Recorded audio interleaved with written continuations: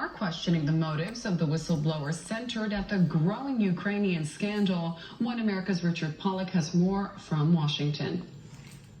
Former U.S. intelligence officials believe the CIA whistleblower letter appears to be the product of a highly organized campaign involving many players, not the work of a single dissatisfied government employee. One American News sat down with Fred Fleiss, who for 25 years has held national security posts within the U.S. government. He recently served as the chief of staff for President Trump's National Security Council. Fleiss tells One American News the letter appears to be the work of Representative Adam Schiff, the Democratic chairman of the House Intelligence Committee, along with his staff. He says it looks more likely a highly organized campaign was underway. In all likelihood, attorneys who work for Schiff probably helped write this. I think it is part of a campaign.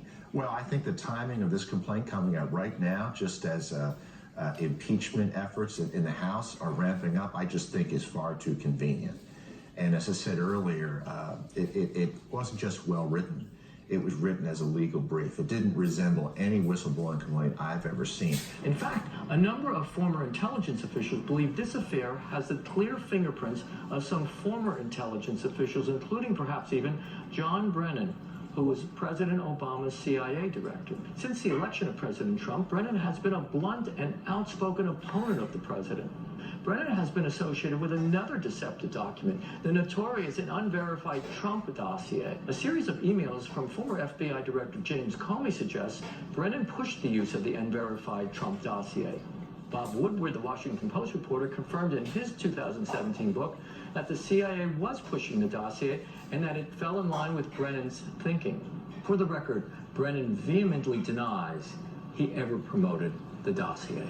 Former intelligence officials tell One American News it's now possible the unverified whistleblower document may fall into the same category as the phony Trump dossier. Tony Shaffer, a senior fellow at the London Center for Policy Research and a former senior intelligence official, tells One American News the entire whistleblower effort looks like a political hit job by Brennan. So this is a political hit, and I do believe in some form that John Brennan somehow orchestrated this whole thing based on, I think, his continued desire to use his former access to the CIA for purposes of political influence. And anybody who's watching this needs to understand that this was an attempt, in my judgment, of CIA attempting to insinuate itself into domestic politics, which is very dangerous. Schaefer himself was a government whistleblower. He tells One American News that as a whistleblower, his own allegations had to be verified before they were ever passed on to the House and Senate Intelligence Committees. I blew the whistle under the Bush White House of something called able danger. And so I've actually been through this process as a whistleblower. First, to that point, the information I recorded to the IG was factual and of my firsthand direct knowledge. When I reported it, the first thing they did, Richard, was validate it. They wanted to go talk to others who could either confirm or refute what I was saying. So that's a huge step that's completely missing. Republicans are insisting that the identity of the whistleblower be disclosed and forced to testify before Congress. But it's not at all certain if that will ever happen.